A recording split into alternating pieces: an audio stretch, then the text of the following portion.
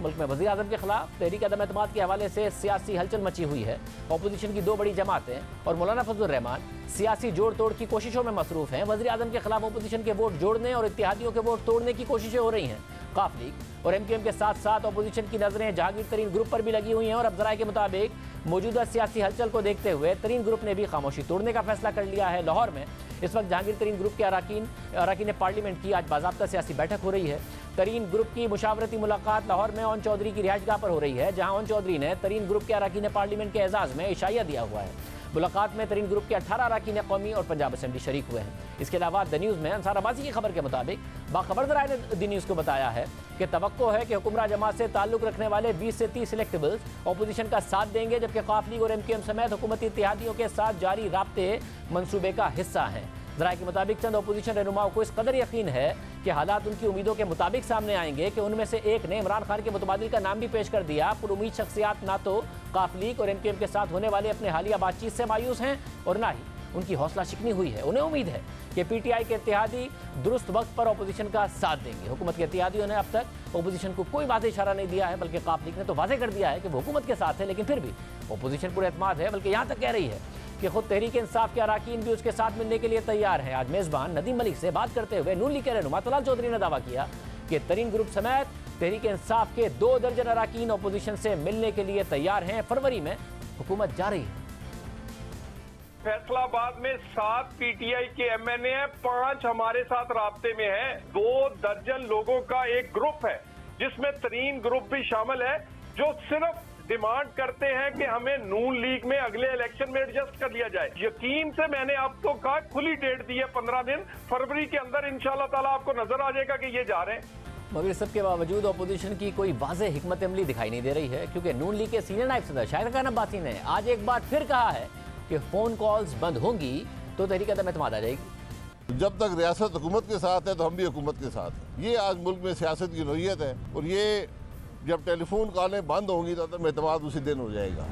ये सारी सियासत की हकीकत है। यानी अपोजिशन को एक जानिब फ़ोन कॉल्स बंद होने का इंतजार है और दूसरी जानिब वो हुकूमत के इत्तेहादियों के साथ अब तक कोई ठोस पेशरफ्त भी नहीं कर सकी है। यही चीज़ हुकूमत के एतमाद में इजाफा कर रही है, और हुकूमत पर एतमाद है कि अपोजिशन के पास उसके इत्तेहादियों को देने के लिए कुछ नहीं है, जिसका इजहार कल हमारे ही प्रोग्राम में वज़ीर ख़ारिजा शाह महमूद कुरैशी ने किया।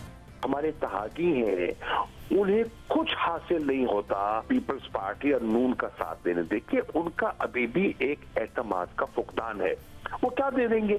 क्या नून लीग पंजाब की क़यादत काफली को देने को तैयार है? तैयार है तो बताएं।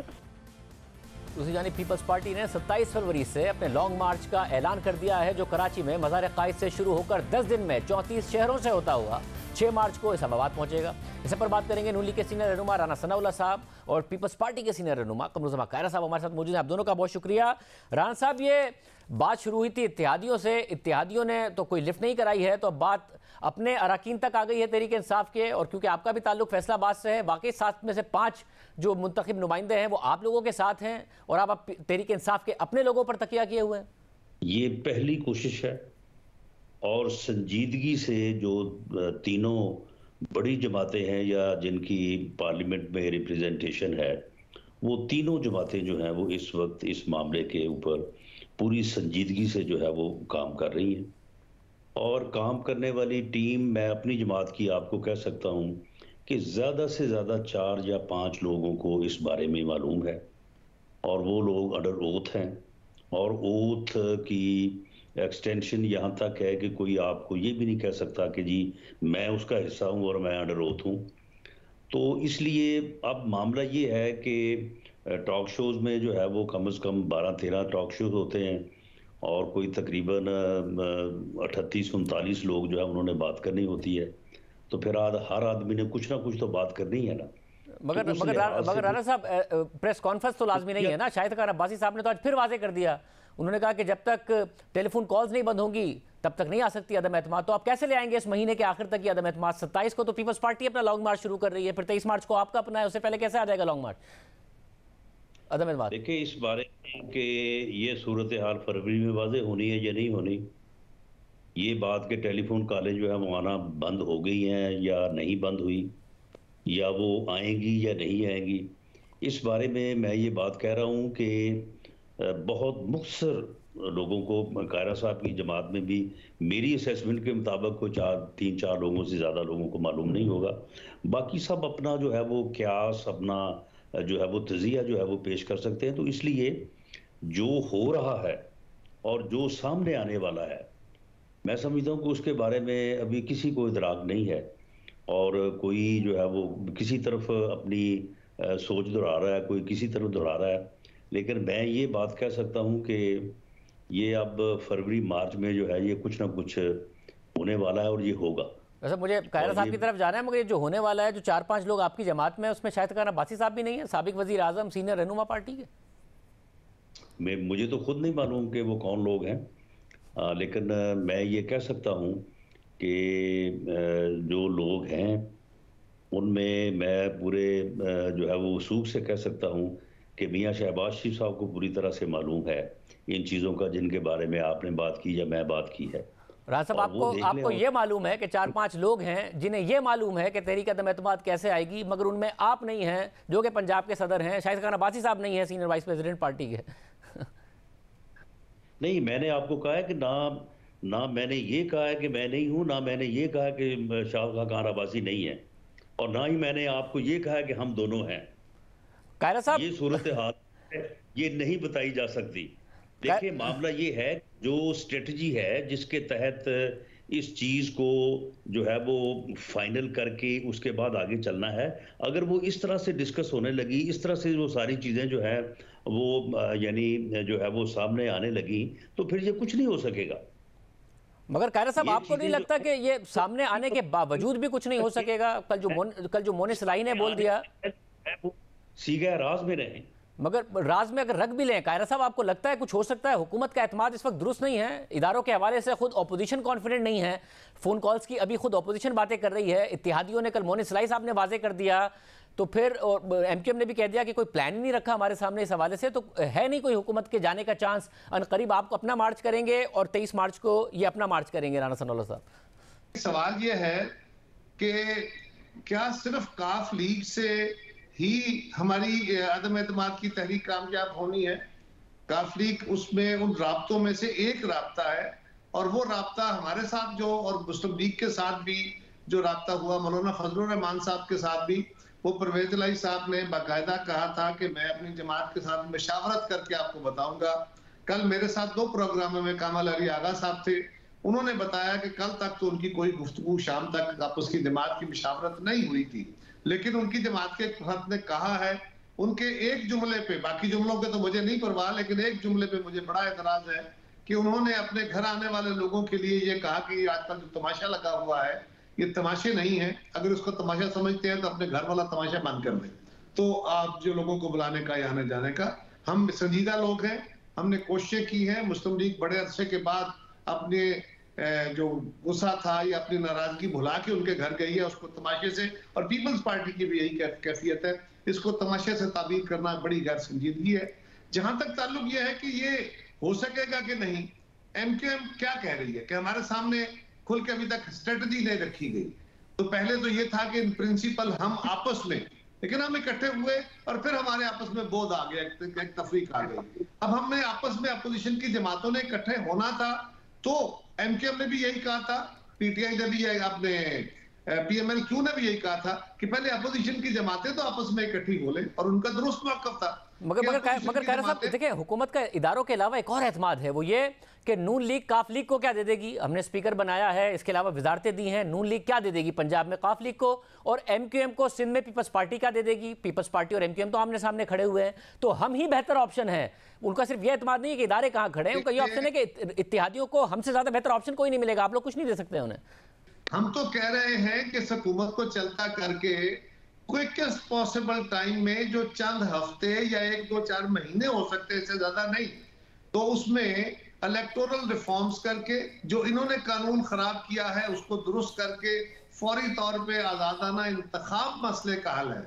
हम तो एक लंबे अरसे के लिए, को 1.5 साल के लिए गवर्नमेंट बनाने की बात ही नहीं कर रहे, तो लेने देने की क्या बात है। और जब ये हुकूमत चली जाएगी, सब जमातें अपना अपना इलेक्शन लड़ेंगी, उसके बाद क्या हुकूमत बनती है। हाँ, ये बात बहरहाल दुरुस्त है कि इस वक्त पाकिस्तान जिस क्राइसिस का शिकार हो चुका, उसके लिए जरूरी है कि आइंदा हुकूमत किसी एक जमात की बने या चंद जमातों की मिलकर बने, जो भी हालात हो, लेकिन जो भी लीडरशिप उसमें ये इस्तात हो कि वो सबको साथ मिला के यक आवाज होके दुनिया को भी और कौम को भी ये पैगाम दे कि हम सारे इकट्ठे हैं और हम दुनिया के सामने, भले वो IMF हो, भले वो दीगर फोरम हो, हम उनके साथ भी डायलॉग कर सके, पाकिस्तान के लोगों को भी तसल्ली दे सके कि जो हमारी पॉलिसी है ये कंटिन्यू रहेगी और पाकिस्तान के अंदर अब मजीद किसी तरह की साजिशें नहीं चलेगी। इसके अलावा रास्ता, मगर राणा साहब, अमली सियासत में आपको काफ लीग को कुछ तो देना पड़ेगा ना। आप पंजाब में क्या दे देंगे? आप कुछ भी देंगे तो शरीफ खानदान को ये कहां बर्दाश्त होगा कि चौधरी बिरादरान का खानदान दोबारा उनकी जिंदगी मिल जाए, उनकी सियासत को, और वो बेहतर हो जाए। आप क्या दे देंगे जो इस हुकूमत ने नहीं दिया है काफ लीग को? देखिए शाहजेब, आपने जो हवाला दिया है शाह महमूद कुरैशी साहब का कि उन्होंने ये फरमाया कि अभी भी बेहतर ऑप्शन हम हैं। मामला ये कि उनको इतना ही नहीं मालूम कि वो ऑप्शन नहीं रहे। वो उनकी जो पॉलिटिकल लाइफ है, जो लोग जो PTI से मुंसलिक हैं या जिन लोगों ने PTI का हिस्सा बन के इस मुल्क का जो हशर किया है और इस मुल्क में जिस तरह की सियासत की है, वो उनकी कोई सियासत नहीं है आगे। उनको ये मालूम ही नहीं है कि अवाम के अंदर किस किस्म की सूरत हाल जो है वो मौजूद है। तो एक तो ये है कि वो ऑप्शन नहीं है। दूसरी, मैं आपसे ये गुजारिश करूंगा कि आप बजाय इसके कि कायरा साहब को भी और मुझे भी जो है वो ऐसे क्वेश्चंस करें जिनका हम बराह रास्त जवाब देने की पोजीशन में नहीं है, पार्टी डिसिप्लिन है, मुझे ये बताएं कि क्या चौधरी साहबान के घर पीपल्स पार्टी या PMLN जो है वो बगैर पूछे चलेगी?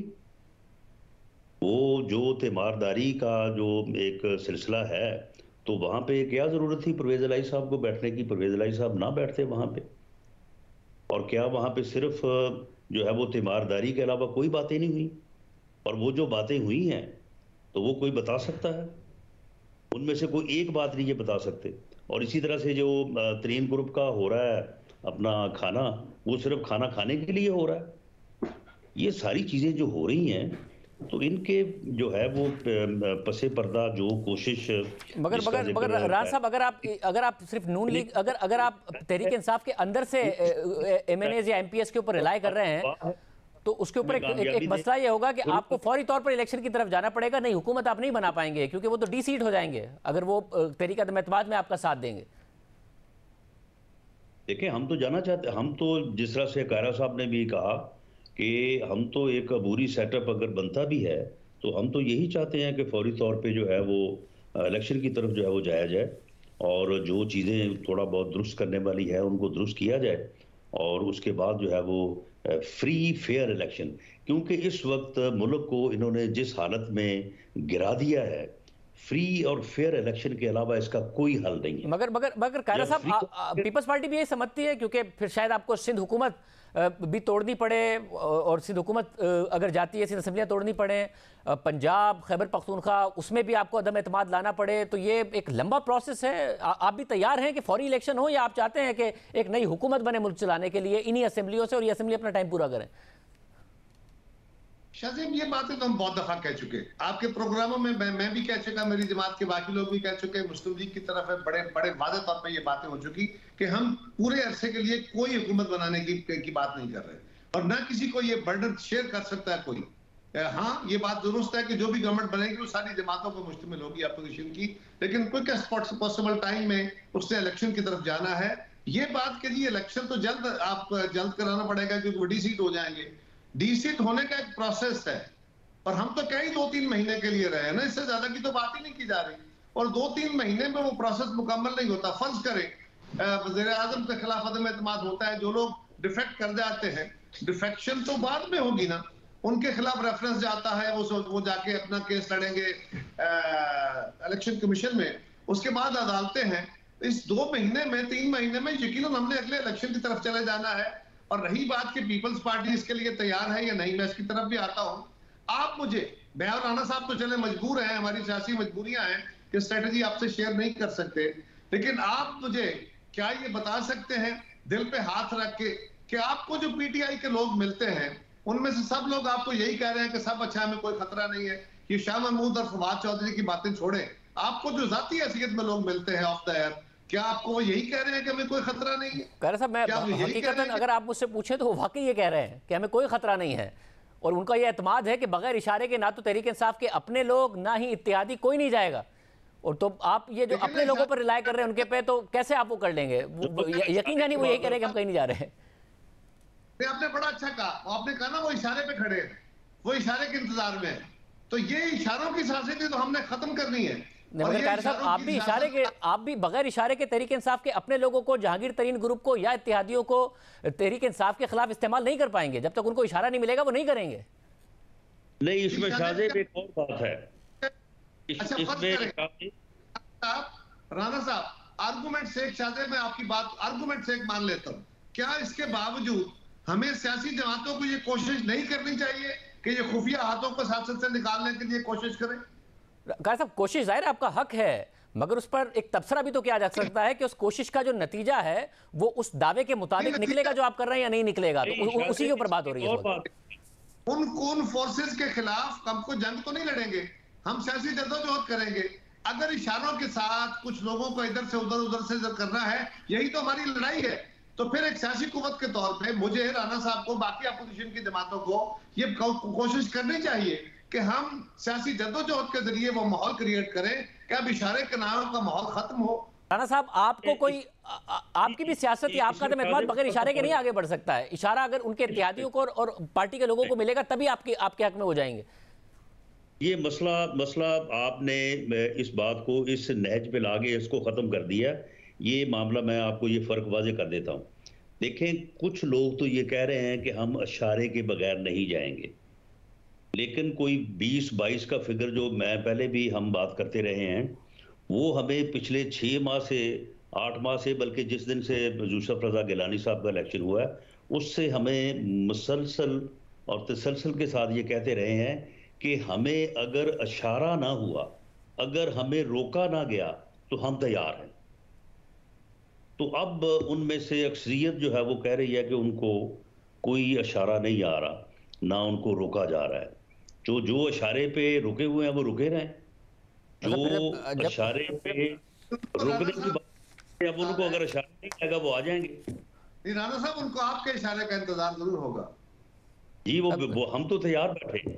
मतलब देख लेते हैं फिर आपका हतमी नतीजा क्या निकलता है, क्योंकि राणा साहब और कायरा साहब इस वक्त शाहजेब मेरी बात नोट कर लें, इस मर्तबा हतमी नतीजा जो है ना वो हर कीमत पे निकलेगा।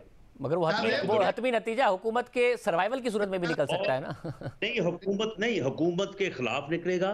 और इनको मालूम है, ये ऐसे ही नहीं जो है ये बुखलाए फिर रहे और इस किस्म की जो है वो गुफ्तगू और बातें कर रहे हैं, और अंदरों अंदर जो ये करते फिर रहे हैं, जो भाग दौड़ कर रहे हैं, अगर उस तक आपकी इतला हो तो आपको ये मालूम हो जाए कि अंदर से इनको कितनी मुसीबत पड़ी हुई है। आप दोनों का बहुत शुक्रिया। नाज़रीन, गुफ्तगू आपने सुनी।